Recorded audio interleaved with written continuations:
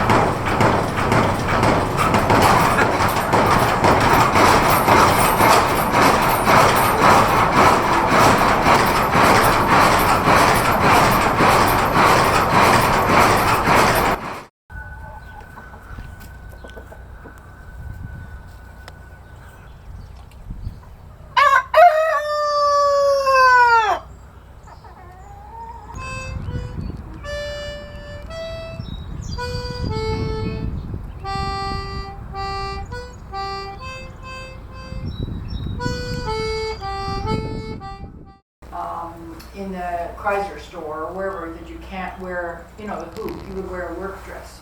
Certain buildings you would wear a work dress, but in this building, as a schoolmistress, you would wear a, you know, Proper dress. yeah, proper dress, a good dress. I call this a good dress. Yes. Turn clockwise, I count to 4 and release.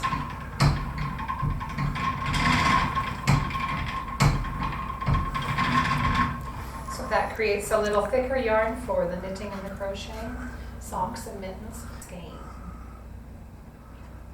Most of the work that we do in this building is actually mechanical forging, looking after the machines, vehicles, and buildings that we have here in the village.